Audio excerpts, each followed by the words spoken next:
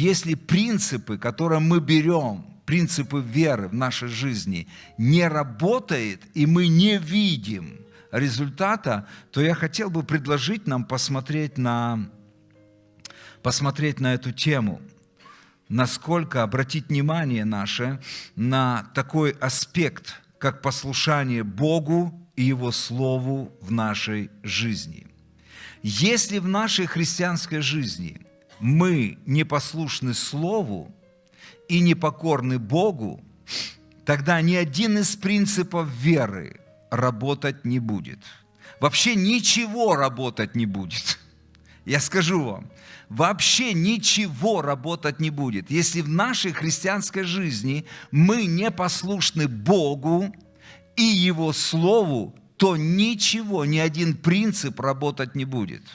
Сколько бы мы не исповедовали Божьи обещания, сколько бы мы не говорили об исцелении, что ранами Иисуса мы исцелены, сколько бы мы не постились, не молились, не жертвовали, не делали какие-то религиозные вещи, если мы не послушны Богу и Его Слову, ничего работать не будет. Мы не будем видеть результатов. Мы не будем. И об этом я хотел бы просто поговорить, что вера Божья, она напрямую связана с послушанием Богу и Его Слову.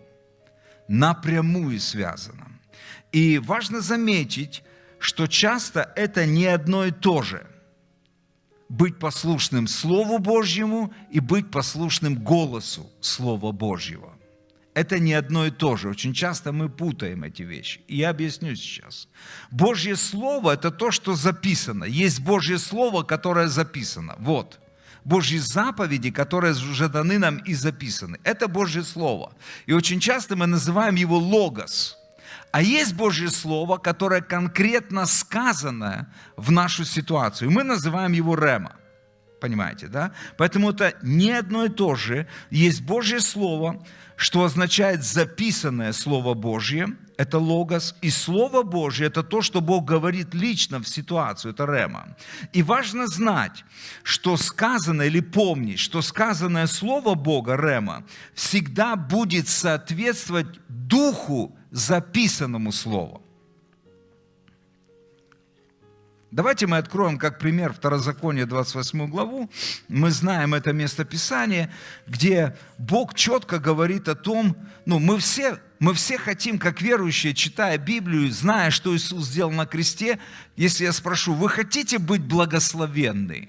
Глупый вопрос, я понимаю. Даже неверующие люди, они с двумя руками поднимут и скажут, конечно, мы хотим быть благословенны. Мы не хотим быть прокляты, мы хотим быть благословенны. Но я скажу вам, у благословения и жизни в благословении есть условия. И это очень важно знать. Есть условия. Второзаконие, 28 глава, где Бог говорит народу израильскому. И я прочитаю 1 и 2 стих. «Если ты, когда перейдете за Иордан, будешь слушать голос Господа, Бога твоего, и тщательно исполнять все заповеди Его», то есть записанное Слово Бога, тогда что? «Которое Господь заповедует тебе сегодня, то Господь Бог твой поставит тебя выше всех народов земли. И придут на тебя все благословения эти, и исполнится на тебя, если будешь слушать голос Господа Бога твоего». То есть мы видим здесь, две вещи, что есть записанное Слово Бога, это записанное, это заповеди Господни, и есть сказанное непосредственно Слово Бога. Я могу сделать вывод, что наша жизнь верующего складывается из послушания записанного Слова, Его заповедей, и послушанию сказанного Богом Слова через личное отношение с Ним. Аминь. И очень важно понимать, еще раз напомню, что сказанное слово. Потому что очень часто, когда мы особенно увлекаемся какими-то пророческими вещами, и это нормально, это все хорошо. Когда я говорю увлекаемся, это не значит негативно. Нам нужно развивать пророческие дары, пророческое слышание голоса Божьего. Но я всегда говорю, друзья, все, что вы услышите, должно соответствовать духу записанного слова. Многие люди не проверяют этого, и тогда они просто, увлекаясь, уходят в такие дебри, в такое обольщение, они начинают вредить просто себе и другим. Поэтому, друзья, если где-то мы непослушны, или в одном, или в другом, то вряд ли мы будем видеть результат наших молитв и ожиданий. Друзья, многие люди молятся годами о каких-то вещах, и они не получают. Вы используете все принципы веры, всякое провозглашение, все, я верю. И я говорю, если не работает это, то есть вы не видите, обратите внимание, может быть, мы где-то непослушны Богу, Его заповедям, или же тому, что Бог когда-то нам говорил или сказал. И мы не выполняем этого. Вы понимаете? Я скажу вам, друзья, проблема всей человеческой расы – это бунт против Бога. Проблема всей человеческой расы – это бунт против Бога. И определение бунта гласит так – это возмущение, недовольство, ропот, непослушание, непокорность и противление. Вот это значение слова «бунт». Это возмущение, недовольство, ропот, непослушание, непокорность и противление. Это то, что сопутствовало греху в Эдемском саду. Непослушание Богу. Так ведь? Вы знаете это. И это то, что усугубилось после грехопадения человека. Каждый человек, без исключения, рождается с этой патологией. Все согрешили, лишены славы Божьей. Каждый человек на этой земле рождается с этой патологией. Какая-то патология – бунтарь. Корнем греха является непослушание, непокорность тому, что говорит Бог. Это было в Эдемском саду началось, и это продолжается по сей день. И я скажу вам, друзья, это также есть у нас, рожденных от Бога, рожденных и верующих в Иисуса Христа. Скажите мне, пожалуйста, мы можем быть непокорны Богу, будучи рожденными свыше? 100%. Мы можем быть, потому что на самом деле, друзья, рождается свыше наш дух. Но наша душа, наша воля, наши желания, наши эмоции, вы понимаете, да? Наш разум необновленный, наше тело с греховными желаниями, оно не рождено свыше, оно не рождается свыше. Это наследие старого бунтаря с патологией. И наша ответственность подчинить нашу душу и наше тело в послушание Богу и Его Слову. Вы понимаете? Это очень важно. Давайте откроем знакомое место Писания. Иакова 4 глава. Иакова 4 глава. Мы хотим быть благословенными. Мы хотим видеть чудеса и знамения в нашей жизни. Мы хотим видеть ответы на наши молитвы. Мы хотим видеть прорывы. Мы хотим видеть... Не знаю, что вы хотите видеть. Что вы хотите видеть? Благословение вы хотите видеть, да? То есть, мы много чего хотим видеть. И смотрите, что говорит Библия. Иакова, 4 глава, я прочитаю 6-7 стих. но тем большую дает благодать. Поэтому и сказано, Бог гордым противится, а смиренным дает благодать. Итак, покоритесь Богу, противостаньте дьяволу, и убежит от вас. Мне нравится это местописание. Но тем большую дает благодать. Бог дает благодать кому? Бог дает благодать смиренным. Вы знаете, друзья, смиренным. Бог не раздает благодать налево и направо. Это очень важно понять. Люди, которые просто, пребывают в учении благодати, я сам пребываю в учении благодати, но я должен понимать, где человеческая благодать, а где Божья благодать. Нам не нужно придумать Бога по своему образу и подобию. Библия говорит, Бог четко говорит, я изливаю, я даю свою благодать к одной категории людей, смиренным. Даже когда мы приняли спасительную благодать, было условие, нам нужно признать Божью правду и свою греховность. Это смирение. Чтобы покаяться, нужно смирение. Гордые люди будут защищать себя, смиренные люди сдаются в плен. И когда мы спаслись, мы сдались в плен, мы согласились с Божьей правдой, которая говорит, ты грешник на своем пути в ад. Но у тебя есть выход. Если ты признаешь себя грешником, и ты примешь Иисуса Христа как оправдательную жертву за тебя, если ты попросишь прощения, я дам тебе благодать спасительную и спасу тебя от проклятия. Но есть условия даже для спасения. Нам нужно покаяться, нам нужно признать, что мы грешники, и мы нуждаемся в святом Боге. Вы понимаете? Я скажу вам, это смирение. Признать, что ты не прав. Гордому человеку признать, что я не прав, подобно смерти. Он всех посчитает неправыми, но он прав.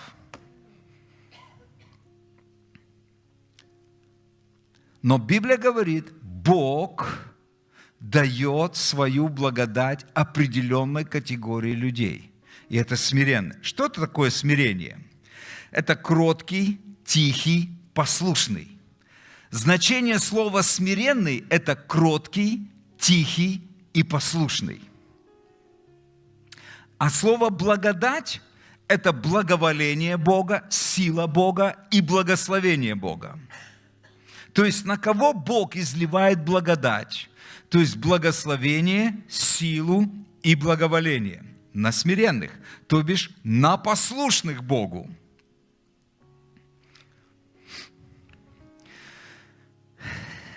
А кому Бог противится? Гордым. Давайте дадим определение гордости. Гордость – это высокомерие прежде всего. Когда человек смотрит на других свысока, принижая их достоинство, возвышаясь над ними. Это высокомерие. Также это заносчивость, властолюбие, то бишь желание быть в центре. Посмотрите просто, как часто вы занимаете и кто больше всего занимает эфир в общении. Кто больше всех сияет. Кто хочет все знать и всех учить, наставлять и так далее и тому подобное. Кто больше всего говорит.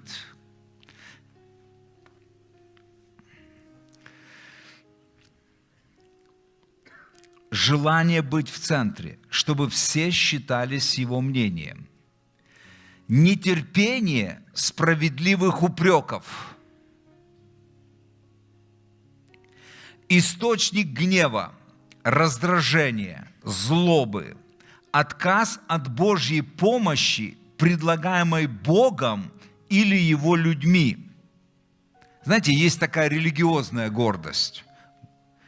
Ну, от Бога я мог бы принять, от вас ничего принимать не буду. Религиозная гордость. Мне ничего не надо.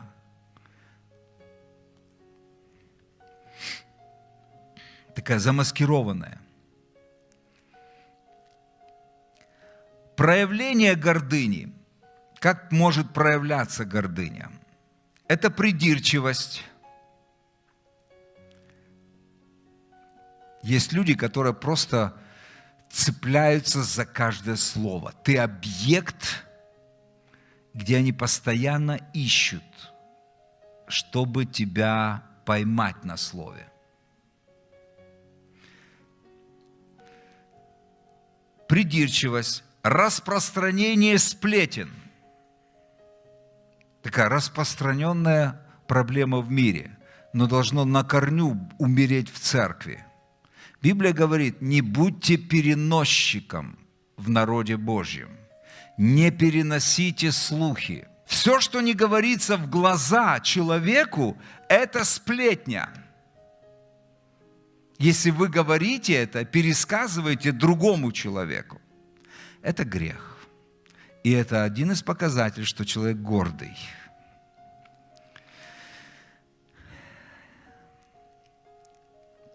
Злословие, когда говоришь плохое, злое в адрес другого человека.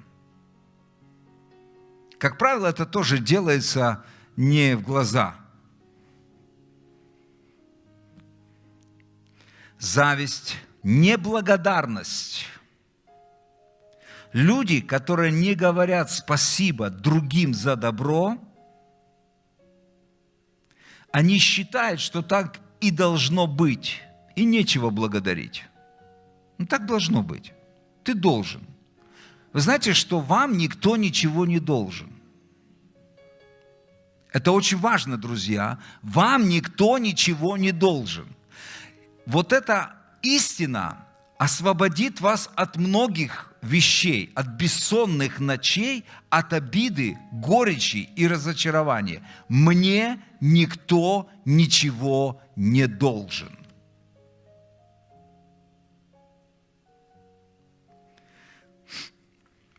Очень часто таких в кавычках духовных людей, для них они говорят, ну, Бога я всегда благодарю, а людей, что их благодарить? Если их благодарить, они же возгордятся. Я Бога благодарю, но я скажу вам, друзья, пока мы живем здесь на земле, 99,9% Бог восполняет наши нужды и отвечает на молитвы через людей. Мы молимся, Бог говорит каким-то людям, Бог вкладывает в сердце желание, и Он делает это, и Он через людей. И если мы не благодарим людей и не говорим им спасибо, это тоже может быть показатель гордости. Непрощение, то есть не могущее простить. И знаете, как верующие мы знаем, что прощать надо. И когда ты общаешься с гордыми людьми, прости этого человека. Я простил его, но всю жизнь будет помнить. Гордый человек прощает, как верующий. Он знает, что простить надо, но помнить будет всю жизнь. Фактически это неспособность простить. Давайте 7 стих прочитаем. Итак, покоритесь Богу. Скажите, покоритесь. Покоритесь Богу. Противостаньте дьяволу и убежит от вас. О, мы знаем это. О, мы знаем это. Покориться Богу и противостать дьяволу, и убежит от вас. Я хотел бы дать еще 2 местописания, которые очень связаны с этим. 1 Иоанна, 5 глава, 4 стих. Там написано о том, что мы, как верующие, да, там написано, «Ибо всякий, рожденный от Бога, побеждает мир». И это есть победа, победившая мир, вера наша. Мы также знаем, что князем этого мира является кто? Дьявол. Иисус сказал: вот идет князь мира, и во мне не имеет ничего. Ефесянам 2 глава написано, что есть князь, господствующий в воздухе, над сынами противлениями имеет власть. Это говорит тоже о Люцифере. Это тоже говорит о Люцифере.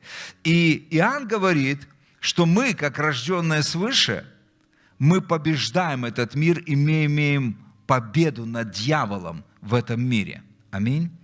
И 1 Петра 5, 8, 9, там написано: «Трезвитесь, бодрствуйте, потому что противник ваш, дьявол, ходит, как рыкающий лев, ища кого поглотить». И дальше написано: «Противостойте ему верой». Я сделаю вывод, друзья, что вера напрямую связана с послушанием. Если мы хотим иметь власть в этом мире над дьяволом, болезнями и смертью, над обстоятельством, то принципов веры, которые мы исповедуем, нам недостаточно.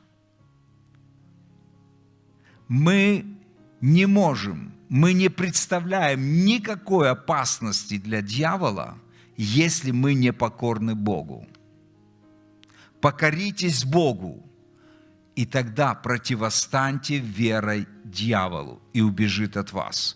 Без того, чтобы нам покориться Богу, победа веры не работает.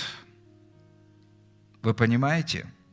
Дьявол смеется над христианами, которые используют духовную войну против него, будучи непокорными Богу.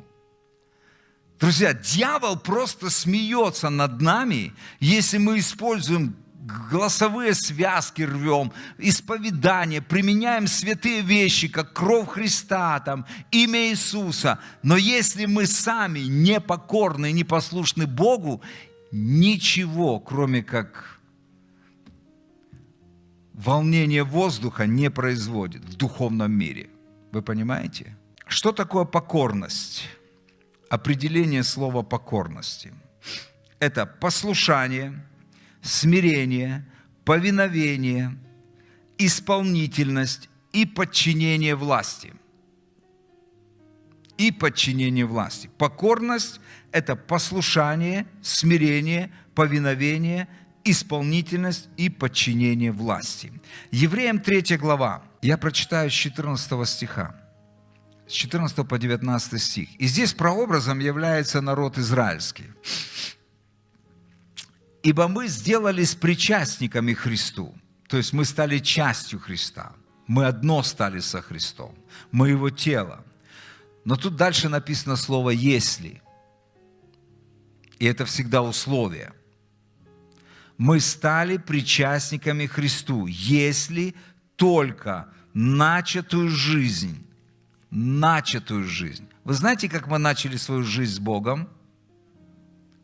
Мы смирились.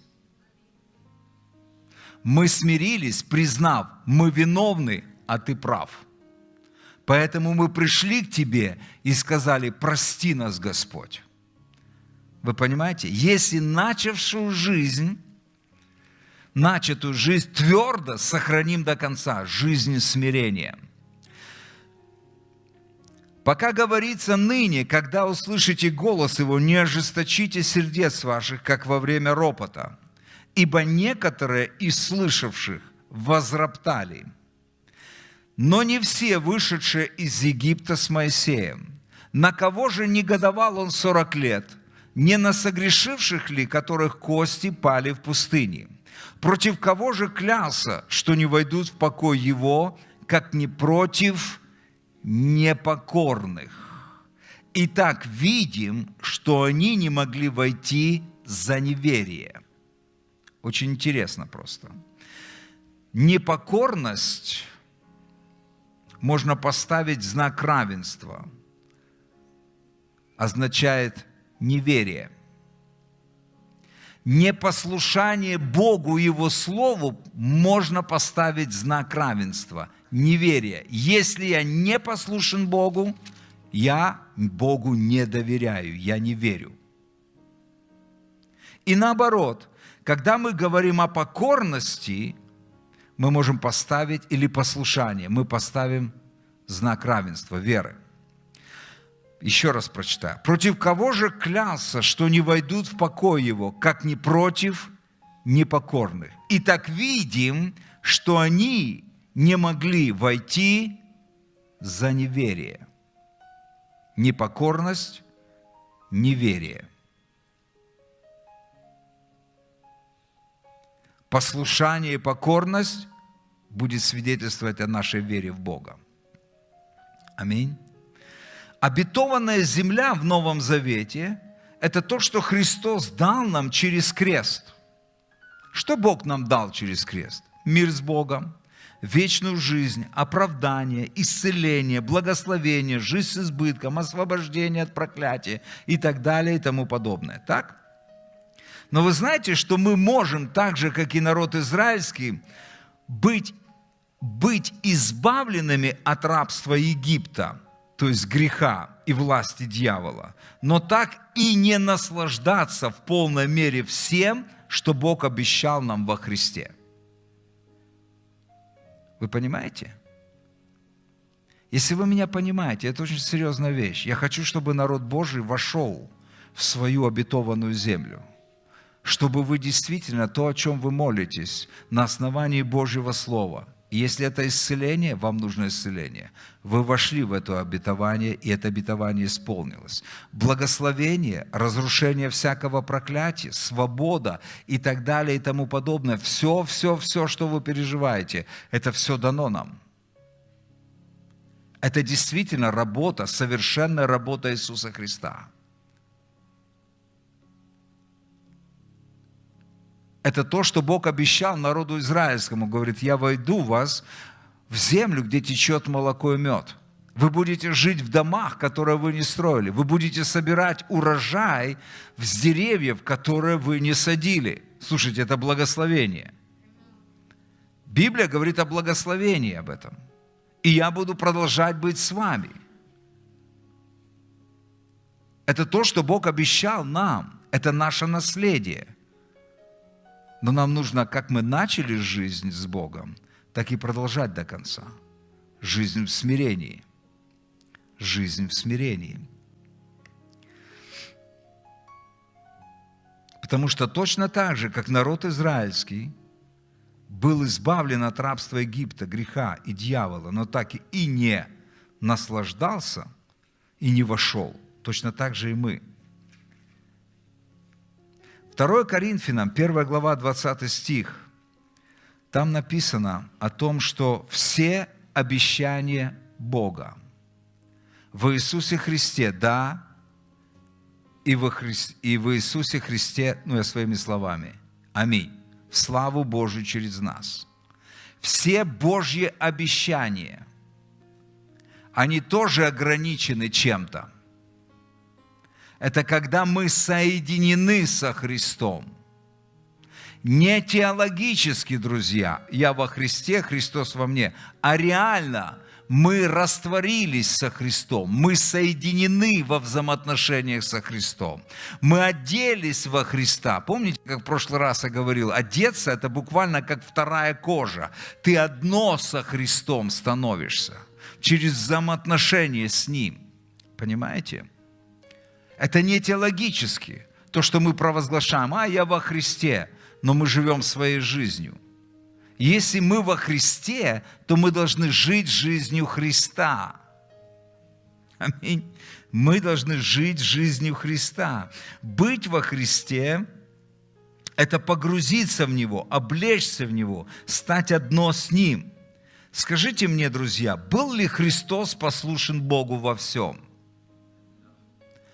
И ключевое слово, знаете, какое здесь? Какое ключевое слово? Во всем. Был ли Иисус Христос послушен Богу во всем? И я скажу вам, да.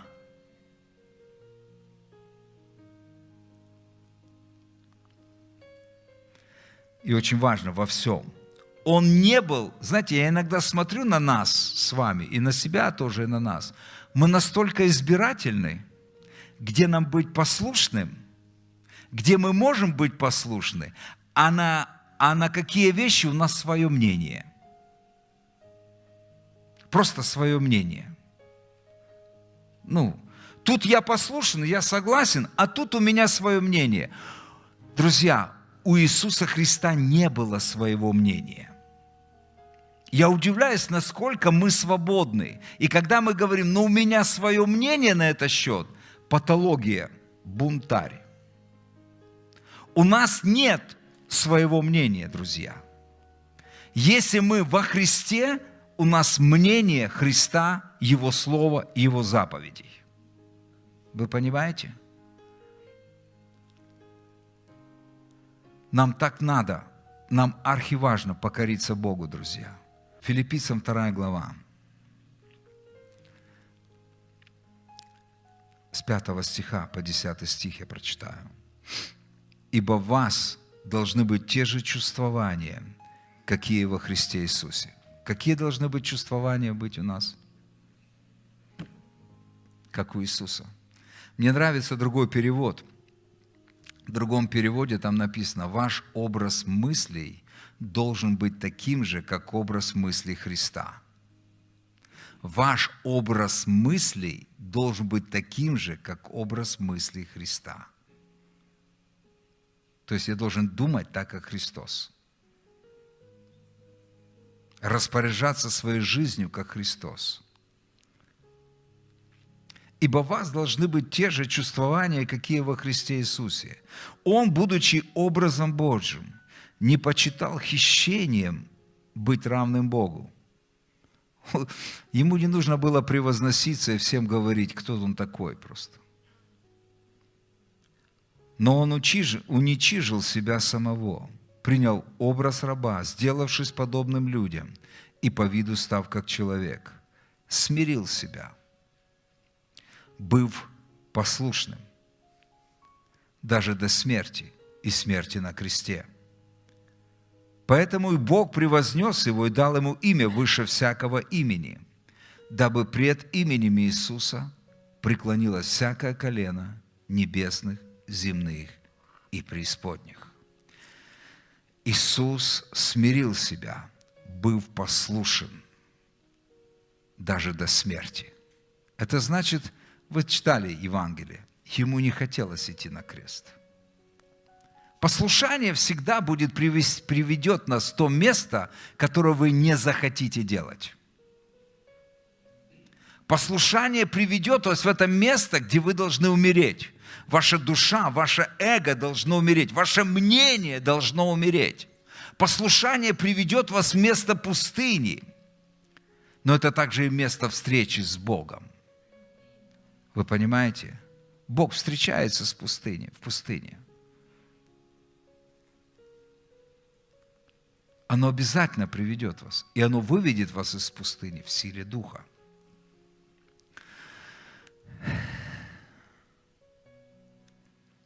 Полное послушание, покорность и смирение перед Богом дает нам право ходить в Его власти и силе Духа здесь на земле. Послушайте меня. Это не должно быть теологией. Это не должно быть теологией правильно. Мы и так много знаем и много говорим. Для меня большим показателем является жизнь человека. Жизнь человека.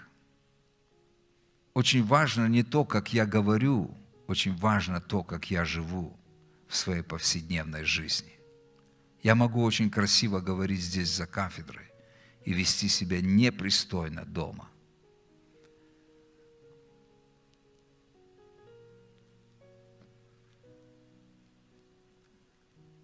Очень важно, перед кем мы ходим. Полное послушание, покорность и смирение перед Богом дает нам право ходить в Его власти и силе Духа здесь на земле. Без покорности, без полного послушания нам нечего ожидать силы Духа Святого в нашей жизни.